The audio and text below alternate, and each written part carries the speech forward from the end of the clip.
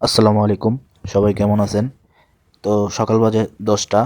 তো আমি, আমার মামা ও সাথে কুমিল্লার আরেক মামা আছে। সবাই মিলে যাচ্ছি বাতা, সৌদি আরবের গুলিস্তানে। তো বাতায় যাচ্ছি, কেনাকাটার দরকার আছে। দেখেন ঘুমে চোখ টাইনা মেলতে পারতেছি না, ঘুম হয় নাই রাত্রে। তো সৌদি আরবের হাইওয়ে দেখতে পারতেছেন কিরকম। অনেক জোরে এখানে গাড়ি চলে, অনেক স্পিডে। রিস্ক আছে বুঝছেন। অনেক সাবধানতা অবলম্বন করে এখানে গাড়ি চালাইতে হয়। আমিও কিছুদিন পরে একটা গাড়ি কিনবো, চিন্তা ভাবনা করতেছি। তা আমারও মূলত এরকম গাড়ি রাইড করতে হবে। সবাই আমার জন্য দোয়া করবেন মন থেকে।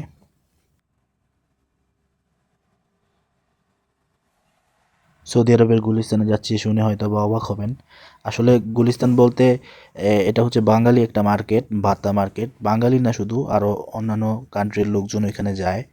কারণ হচ্ছে ওইখানে যত ধরনের কাজ আছে আপনার এজেন্সি, তারপরে পাসপোর্ট সংক্রান্ত, মানে এভরিথিং, বাজার সদাই, সব কিছু কেনাকাটা ওইখান থেকে মানুষজন বেশি করে। ভাতা হচ্ছে একটা সেন্টার, ক্রাউড এরিয়া। তো ভাতার উদ্দেশ্যে যাচ্ছি। যাওয়ার আগে কুমিল্লার যে মামা, ওনার কিছু কাজ আছে এখানে। একটা জায়গায় মালপোয়া নামক একটা জায়গায় আসছি। এখানে হচ্ছে ওনার ব্যবসায়িক যে কাপড় কিনতে হয়, সোফার, মানে ক্যানাফ বলে যেটাকে, ক্যানাফের কাপড় কেনার জন্য এখানে আসছি। তো ওখানে কেনাকাটা শেষ হলে তারপরে আমরা ভাতার উদ্দেশ্যে ওখানে রওনা দেব। তো উনি দেখতেছে হিসাব কিতাব কীভাবে কাপড় কিনতে হয়। কাপড়ের মূলত দাগ নাম্বার আছে, দাগ নাম্বার দেখে দেখে তারপরে কাপড় কিনতে হয়। এই যে কাপড় কিনে ফেলছে এখানে। এক দোকানে কাপড় কেনা শেষ, তারপরে যে বের হয়েছি, উনি আরেক দোকানে গেছে, আমি বাইরে ওয়েট করতেছি, মামা গাড়ির মধ্যে ঘুমাইতেছে। তো দেখেন কত রোদ, রোদ্রের মধ্যে এই যে আমি পুষ্পা স্টাইল এখানে বসে রয়েছি, তারপরও গরম লাগে না, ভালোই লাগে। ওইখানে কাপড় কেনা শেষ হওয়ার পরে আরেকটা জায়গায় আসছি, ওই এরিয়াতেই। এখানেও কাপড় কেনার জন্য আসছে আরেকটা কোম্পানির।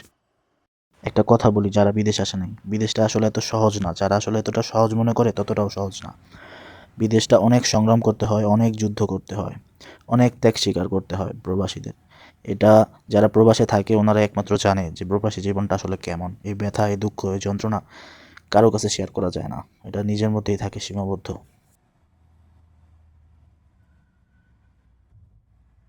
তো কুমিল্লার যে মামা, ওনার নাম হচ্ছে নাসির। নাসির মামার কাপড় কিনা শেষ, তো এখন আমরা ডাইরেক্ট বাতার উদ্দেশ্যে রওনা দিছি। সত্যি কথা বলতে, আপনারা যারা অনেকেই আছেন ইউরোপ ইউরোপ করেন, ইউরোপে যাওয়ার জন্য অনেক আকাঙ্ক্ষা আপনাদের মাঝে। তো দেখেন সৌদি আরব কত সুন্দর, কত উন্নত, মেট্রো রেল সব কিছু আছে এখানে। গত 4 তারিখে মেট্রো রেল উদ্বোধন হয়েছে রিয়াদে, আপনারা সবাই জানেন যারা এখানে থাকেন। তো দেখেন রাস্তাঘাট কত সুন্দর, চলাফেরা প্রায় ইউরোপের মতো এখানে। এখানে আসলে অনেক শান্তি। নিজের জীবনটা আসলে আপনি যেখানে যেভাবে গড়াবেন ওরকমই থাকবে আসলে। আমার ছোট্ট একটা প্রবাস জীবনের অভিজ্ঞতা থেকে আমি যতটুকু বুঝি, ইউরোপে কিন্তু আগের মতো শান্তি নাই। ওই কার্ডটা ছাড়া আর কোনো ফ্যাসিলিটি আপনি পাবেন না। কারি কারি টাকার মুখও আপনি এখন দেখতে পারবেন না। এটা যারা ভাবেন এটা হচ্ছে বোকামি। তো চলে আসলাম শুক্লাহাম মার্কেটে, ভাতায় অবস্থিত। এখানে মাংস হতে শুরু করে মাছ সব কিছুই পাওয়া যায় এই মার্কেটটার মধ্যে। অনেক সস্তায়, অনেক ফেমাস এটা রিয়াদের মধ্যে। তো এখানে পার্কিংয়ের জন্য জায়গা খুঁজে পাচ্ছি না, ভাতায় অনেক ক্রাউড। এখানে পার্কিং পাওয়াটা খুব কষ্ট। তো অনেকক্ষণ ঘোরাঘুরির পর, পুরোটা মার্কেট চক্কর দেওয়ার পর একটা পার্কিং খুঁজে পাইছি। তো আমার পাশেই থাকেন, ভিডিওটা উপভোগ করতে থাকেন। তো এখন মার্কেটের ভিতরে ঢুকতেছি। এই যে দেখেন নাসির মামা আছে, সাথে আমার মামা আছে, আমি পিছনে পিছনে যাচ্ছি এবং ভিডিও করতেছি।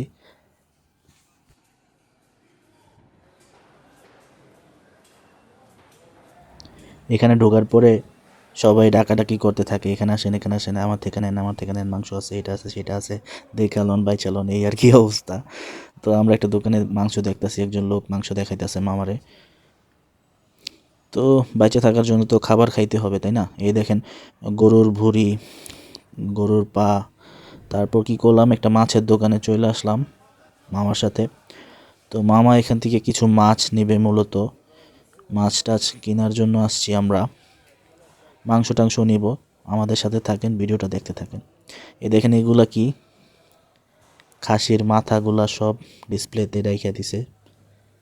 দেখতে পারতেছেন কত সুন্দর করে এখানে সাজায় রাখা হয়। আমাদের দেশে কিন্তু এরকমটা পাওয়া যায় না।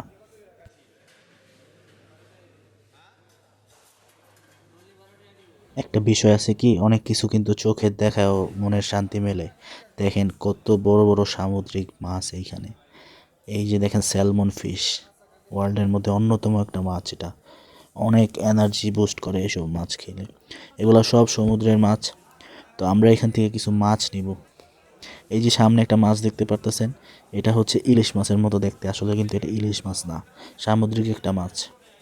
তো মামা এখান থেকে কিছু মাছ নিবে, ওনার জানা আছে কি কি খাওয়া যায়।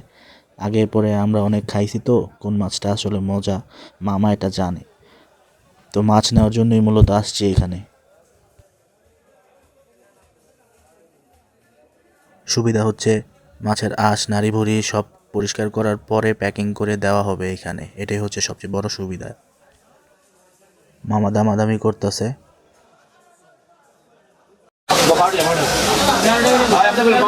আপনি লাস্ট মিনিট বানিয়ে দিন ভাই, পাল্লা 400 টাকা ভালো করে মেক করে দেন ভাই, পাল্লা 800 টাকা শুধু ভালো মেক করে দেন ভাই।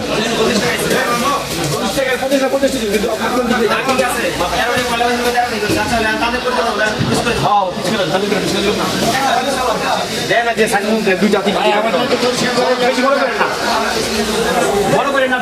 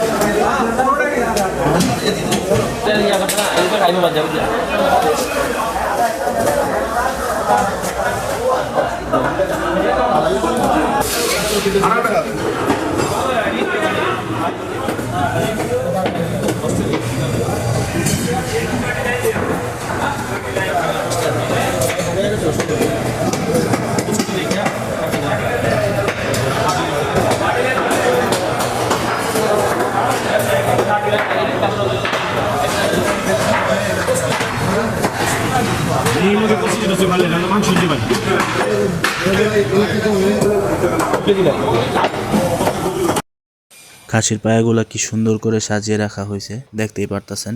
ওইখানে 4-5 পদের মাছ নেওয়া হয়েছে, ওইখানে দেওয়া হয়েছে ক্লিনের জন্য, পরিষ্কার করে রাখবে ওনারা, যাওয়ার সময় নিয়ে যাব আমরা। এখান থেকে নেওয়া হয়েছে গরুর ফ্যাপসা 3 কেজি প্লাস, দেখতে পারতেছেন। তারপর নেওয়া হয়েছে গরুর ধোরের মাংস। তারপরে এই যে দেখেন গরুর ভুঁড়ি কত সুন্দর করে ক্লিন করে রাখা হয়েছে ডিসপ্লেতে। এখান থেকে 3 কিলোর মতো আপনার গরুর ভুঁড়ি নেওয়া হয়েছে।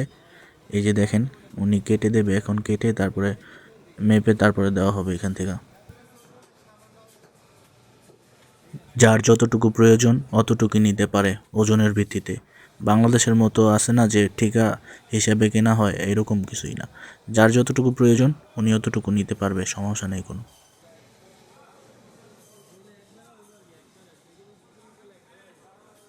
তো এখান থেকে 3 পদের যে আইটেম ওগুলো নেওয়া শেষ আমাদের।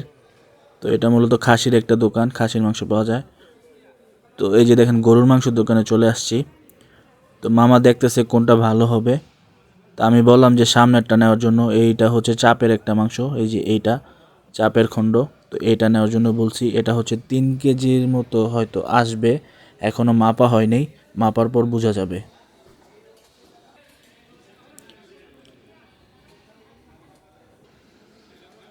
এই যে মাপ দিতেছে দেখেন, হ্যাঁ 3 কেজি প্লাস আসছে। উনি বললো যে 3 কেজি প্লাস, তো বললো যে আচ্ছা কাটেন। তো এই যে কাটা হচ্ছে। তো এখানে দেখেন এই যে খাসির মাথা নিয়ে আসছে, কত বড় বড় শিংওয়ালা খাসির মাথা। তো এগুলোর প্রসেসিং করে চামড়া উঠানো হবে। তো এগুলো মূলত বাইরে ওনাদের একটা নির্দিষ্ট জায়গা আছে, ওইখানে জবাই করা হবে, ওইখান থেকে নিয়ে আসছে। এই যে এখানে মাংস নেওয়া শেষ। তো মাছের দোকানে আবার চলে আসলাম আমরা। আমাদের মাছগুলো হয়তো ক্লিন করা শেষ হয়ে গেছে। তো দেখেন একটা সৌদি আসছে মাছ কেনার জন্য, এই যে দেখেন কিভাবে ক্লিন করা হয় মাছ এখানে। তো একজন বাঙালি ভাই এসে আমাকে বলতেছে ভিডিও করতেছেন কেন, আমি বলতেছি যে এটা ব্লগ করতেছি আমি। তো আর কিছু বলে না। এই দেখেন কত বড় টোনা মাছ, টোনা মাছ হয়তো আপনারা চিনেন সবাই। তো কেনাকাটা শেষ। তো আসলাম আবার খাসির মাংসের দোকানে। তো এই যে রানের পিসটা যেটা দিতেছে উনি, এই রানের পিসটা আমার কাছে ভালো লাগে নাই, তো আমি বললাম যে ওটা দিয়েন না, এই টুকরোটা দেন। এটা হচ্ছে চাপের একটা মাংস, সাইডে যে দাঁড়াটা বলে না, দাঁড়ার মাংসটা দেওয়ার জন্য বললাম। তো 3 কেজি প্লাস আসছে এখানেও, তো এগুলো আমরা নিয়ে নিচ্ছি।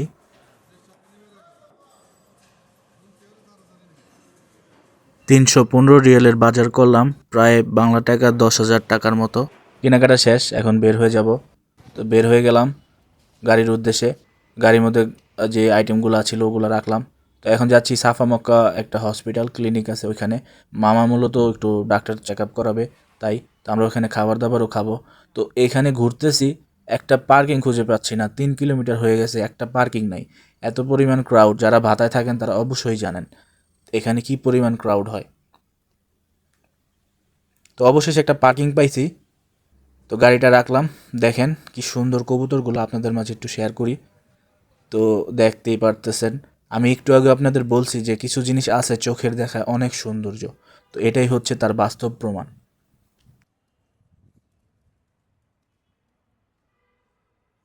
নাসির মামা আর আমি গাড়ি পার্কিং করার পর এখানে বসে রয়েছি।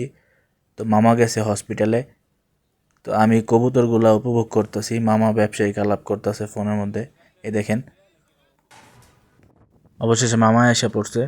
তো মামা আসার পরে এখন একটা হোটেলে আসছি, রেস্টুরেন্ট, হিন্দি কেরালা একটা রেস্টুরেন্ট। এখানে খাওয়ার জন্য আসছি, হালকা পাতলা কিছু খাইতে হবে, যেহেতু সকালে কিছু খাইনি। এখন দুপুর 2:30টার মতো বাজে। দেখেন এখানে ঢুকছি খাওয়ার জন্য আমরা। বেশি কিছু খাবো না, হালকা পাতলা কিছু খাবো, কারণ বাসায় যেয়ে আবার দুপুরের খাবার খেতে হবে। তাই, কারণ আমাদের রান্না করা আছে দুপুরের জন্য, এই জন্য বেশি কিছু খাওয়ার পরিকল্পনা আমরা নিই। এই যে দেখেন, পরোটা নিছি, ভাজি নিছি 3 জনে। তারপরে খাওয়া শেষে চা খাইলাম। তো যে বিল টিল দিয়ে বের হয়ে যাচ্ছি এখন। মামা গেছে রিপোর্ট আনতে, তো নাসির মামার ওই জায়গায় রেখে আমি আসছি একটা বিড়ি ফুঁকতে। আসলে বিড়ি না ফুঁকলে কি আর হয়, নাস্তা করছি, এখন তো মনে করেন যে ভালো লাগতেছে না, তো লুকাই আসছি এখানে একটা বিড়ি ফুঁকার জন্য। বিড়ি টিড়ি ফুঁকার পরে আবার আগের জায়গায় চলে আসলাম। তো এখন গাড়ির মধ্যে যেয়ে বসমু, অনেক ঠান্ডা লাগতেছে। দেখতে পারতেছেন একটা সৌদি একদম রাজার মতো বসে রয়েছে, কি যে সুখ ওনাদের, কত যে সুখ করে ওনারা। তো যাই হোক, মামা এসে পড়ছে, তো বাসার উদ্দেশ্যে রওনা দিয়ে দিছি। এই যে দেখেন রাস্তার পাশেও কতগুলো কবুতর নামছে, অনেক সুন্দর সুন্দর কবুতর আছে এই দেশে। তো বাসায় যাইতেছি। এই দেখেন ট্যাক্সি ড্রাইভার, আমরা সিগন্যালের মধ্যে পড়ছি। তো সিগন্যাল ছাড়ার পরে, তো ভাই বিদেশ আসার জন্য আপনার তেমন কিছুই দরকার নেই, শুধু মনোবল দরকার। আর হচ্ছে কাজ শিখে আসবেন, যে কোনো একটা কাজ শিখে আসলে কি হয়, মানে আপনার বসে থাকতে হবে না কাজের জন্য। তো আল্লাহ হাফেজ, সবাই আমার জন্য দোয়া করবেন, ভালো থাকবেন। আসসালামু আলাইকুম। যারা আমার চ্যানেলটা এখনও সাবস্ক্রাইব করেন নাই, চ্যানেলটা সাবস্ক্রাইব করে আমার পাশেই থাকবেন।